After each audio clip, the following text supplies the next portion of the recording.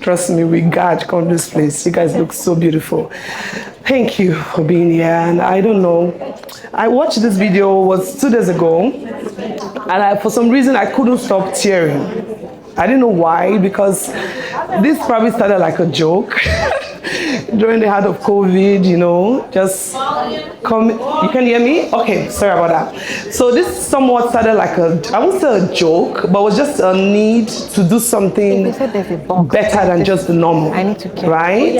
And there were days when I would be on Zoom all by myself, just being motivated by that desire to do something meaningful, right?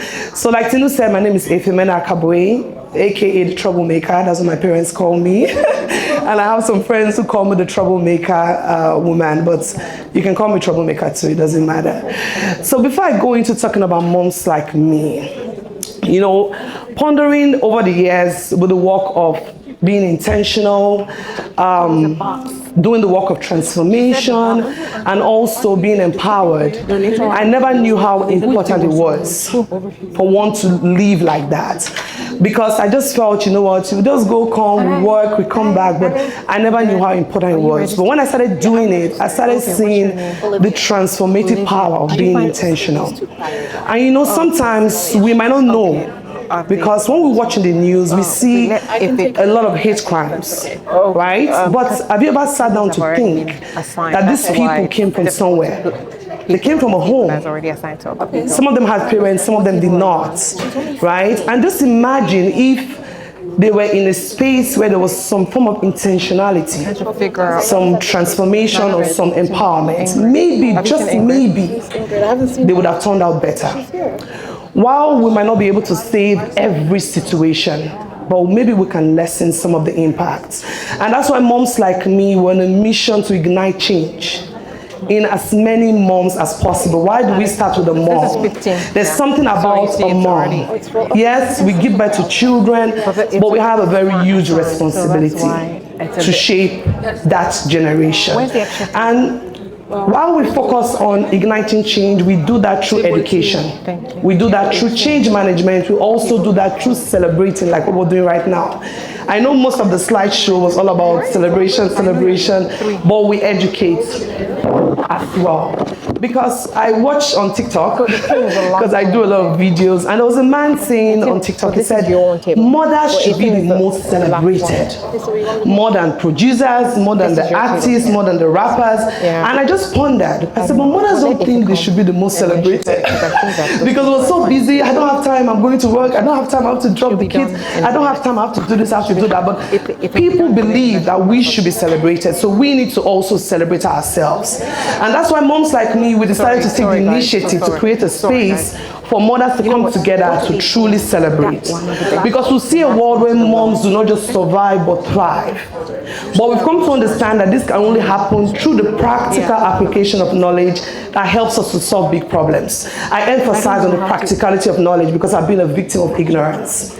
Ignorance is expensive, it's costly, and very painful. I can take that anywhere because I've experienced it. And what I've found in this journey is our role as moms go beyond the house. While we mentor, we coach the young ones, but in no time, they will pour into their children. They will pour into society. They will pour into community. We are raising leaders of nations. We are raising leaders of communities. We are raising leaders that would shape destinies. So it's very important that we need to pay attention. And that's why moms like me, our programs and services are geared towards teaching the core fundamentals that makes for an exceptional life, business and career. So a mother can succeed on all levels. Gone are the days of being thriving in career and business and the home front is suffering. No, that's not happening anymore. We want change to happen all around. We have a program called the Powerhouse Meets. Through Powerhouse Meets, we teach the core fundamentals that make success. And through that program, we build moms, skills building, confidence building, so that moms can create innovative solutions that they can use to trade in the marketplace. So that moms can be economically empowered too and solve big problems. We have a program called the Teach How to Fish Initiative. Through that program, we teach moms who want to go into business. We give them the tools they need to start, and those who need financial support, we are able to support them as well. We have a Helping Hand program. Under the Helping Hand program, we provide supplemental assistance to moms who need it the most, and we support the local food banks by providing financial assistance as well as food supplies to those food banks. So why am I saying all this? My call to us today is we have to be moms like me, where we care for each other. When we live in a world where no mom is left behind. It's not just I'm doing my thing, I'm succeeding, and nobody else is, I don't have any business to anybody. No, we want us to do this together. So my encouragement to you is visit the website, learn more about Moms Like Me, www.momslikemeinternational.org. Refer your friends, refer your family. And I leave you with the words of my father. He said, those that do not love do not know God, because God is love. We stand here today to do this as a team, and I want to use this opportunity to thank God Almighty for this vision. And just a little girl who just believed somehow, some way, and He has never failed us. Jesus has been taking care of moms like me. I can say that confidently. And I want to thank the Moms Like Me team, Tinuke, and all the amazing people, Yoji, Ruru, Musu, a lot of people who have supported this work and bringing their friends in here for us to do this. I do not take it for granted. I thank God for the spirit of harmony that lives in Moms Like Me. And I want to invite you formally to be a part of us. This is the least we can ever be. I tell you that with so much confidence. So please enjoy yourself. Some people have warned me, no too much talking today, because I can talk for Africa. Anyways, some people have warned me, sis, please, we don't want to talk too much. They want to eat, we want to enjoy. So yes, without further ado, I'm going to hand it over to Tinu to continue. Thank you. Right? It never stops. And then I remember, when you were saying about you so much to do, you wake up, you have to do so many things, and even when you're not feeling well or anything, how do you move on with it? I remember when I had my son, when I had my first child, and I'm the last child of my family. I'm the last, so I have. Can we get your attention, please? I'm the last child. I have never wiped any baby's bum. I had never done anything like that, right? That's amazing. So when I had my baby, I remember when I had my first child, my mother had gone, and I remember when I wiped, when your babies are constantly pooing, I was wiping every day. I was wiping. At one point, I was, when you have the postpartum depression, it was going to hit me. I was going to go crazy, right? And then something just came to me. It's your life. This is your life. Deal with it, right? I calmed down. I just wiped the bum and just continued what I was doing. So moms are very resilient. When your children are in front of you, you do what you have to do. We always do what we have to do. We get the strength from somewhere, from anywhere, but your child cannot be in a good place, and you will not be able to deal with it, right? God has given us that strength to always, no matter what, whether how tired you are, just pick yourself up and you'll get it done. That's the power. That's the amazing power that mothers have, right? We are very resilient. We get up and we get things done. In terms of imposter syndrome, now relating to business, right?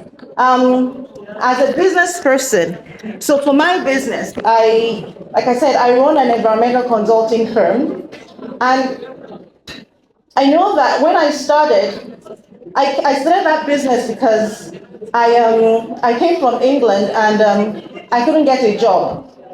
I looked for a job in my field. I couldn't find one. That's because in England, they were farther ahead than they were in Canada. So I knew more than what my skills were not ready for my skill set. So I still remained in my field, did all the different jobs, waste auditing, EHS and everything, but it wasn't what I wanted. So that's why I started my business. And that was about 13, 14 years ago. That's why I started Environ Focus. And then having built and when you're doing your business, no matter how well you're doing, if your bank account is not sure, like if you're not seeing the returns, right, you have this feeling. So no matter when everybody's congratulating you, like, oh my goodness, so you deep down, like, do they know my account is in the red? Like, if they know my account is in the red, will they still think I'm doing really well? So maybe I don't deserve the accolades, or maybe that I'm getting, So and I think everybody suffers from imposter syndrome, right? Because even artists, musicians, they also have, and I think that's what you carry, your cross, when you decide to do your business and when you decide to create that's you being a creator, you being whatever you create, because it's coming out from within, it's your baby. There's nobody, you have nobody, no rule book to follow. You're always doubting, like, am I doing this right? Is this how it should be? Different things like that. But for me, how I overcame it was funny enough.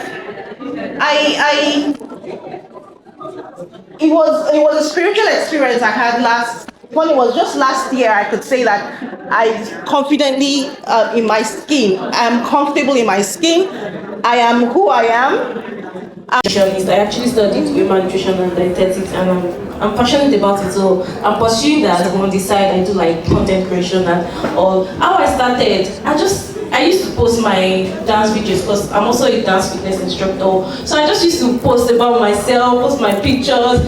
To me, social media was like a form of expression, just to express what I'm passionate about, what I do. So I was just putting it out there with no intention to build a career out of it or build income out of it. But with time, people fell in love with my personality, my followers began to grow, and brands saw that, oh, this girl has numbers, and we want to push out our brand to people, to our audience, and then they started to pay me, and I'm like, okay, this is making sense. This is making sense, and I just continue to do what I do.